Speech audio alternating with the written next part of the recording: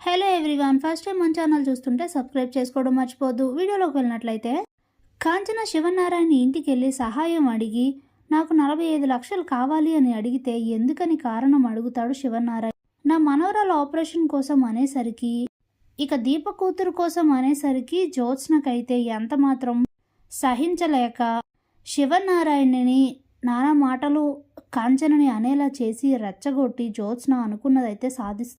శివనారాయణ అన్న మాటలకి కాంచన బాధపడుతూ ఉంటే ఇంతలోనే కార్తీక్ అక్కడికి వచ్చి, నువ్వు ఇక్కడ ఈ ఇంటికి వచ్చి తప్పు చేసావమ్మా, వీళ్ళ సహాయం కోసం వచ్చావెందుకు? ఒకవేళ వీళ్ళు నిజంగా సహాయం చేసినా నేను ఆ సహాయాన్ని చచ్చినా తీసుకోను, పద వెళ్దామని కాంచనని తీసుకొని వెళ్తూ ఉంటే ఇంతలోనే శివనారాయణ, ఇదో కొత్త నాటకమా? అయినా మేం సహాయం చెయ్యమనలేదు, ఉన్న మాట అడిగితే ఉలికెక్కువ అంటే ఇదే మరి. కూతురు కోసం తన తల్లి కదా రావాలి, అలాంటిది నీ తల్లిని పంపిస్తే మరి అలా కాకపోతే ఇంకెలా అడుగుతారు అని అంటే, చూడండి శివనారాయణ గారు, మీరంటే మనసు ముక్కలైన మనిషిలాగా తయారయ్యారు కాబట్టి మీరిలా ఉంటారు.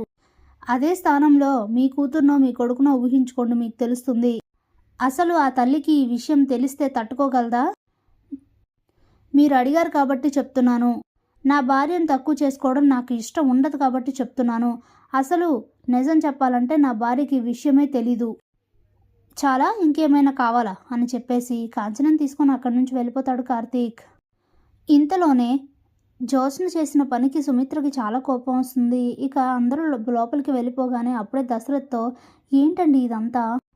అసలు ఇలాంటి పరిస్థితుల్లో జ్యోత్స్న ఇలా ఎలా మాట్లాడగలుగుతుంది?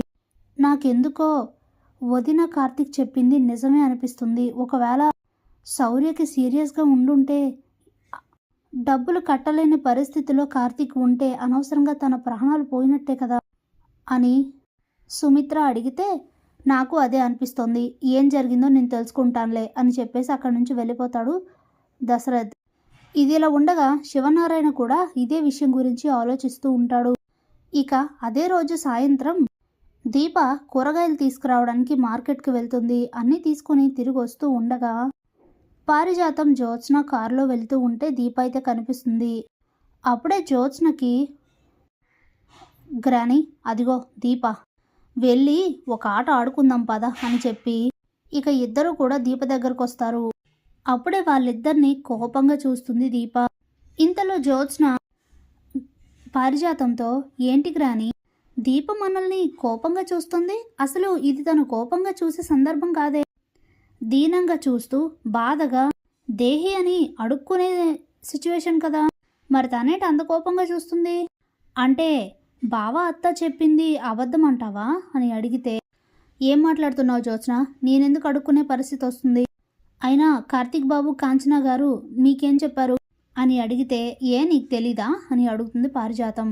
తెలిస్తే మిమ్మల్ని ఎందుకు అడగాలి, చెప్పాలనుకుంటే చెప్పండి, లేదంటే నన్ను వెళ్ళనివ్వండి అని దీప అంటే, అప్పుడే పారిజాతం, అయ్యో దీప, ఇప్పుడు గనక నువ్వు వెళ్ళిపోతే అది నీకే సమస్య, ఇందులో మాకు ఒరిగిపోయిందేం లేదు అని పారిజాతం అంటే, అప్పుడే దీప, ముందసలు కాంచన గారు కార్తీక్ బాబు మీకేం చెప్పారు అది చెప్పండి అని అంటే, అప్పుడే జ్యోత్స్న, అయితే ఇంకా ఈ మాతృమూర్తికి అసలు విషయం తెలియదు అనుకుంటా గ్రాని అనేసరికి, ఏంటది అని దీప అడిగితే, శౌర్య ఇంట్లో ఉందా దీప అని అడుగుతుంది జ్యోత్స్న. శౌర్య గురించి మీకెందుకు అని అంటే, నేను చెప్పబోయే విషయానికి దానికి లింక్ అవుతుంది కదా, అందుకే అడిగాను అని అంటే, ఏంటా విషయం, ఇప్పటికే నా మనసులో 100 ప్రశ్నలు మెదులుతున్నాయి, ఇప్పుడు మీరు ఇంకా టెన్షన్ పెట్టద్దు అని చెప్తే, ఇక వెంటనే శౌర్య ఆరోగ్య పరిస్థితి గురించి దీపకి చెప్తారు జ్యోత్స్న పారిజాతం.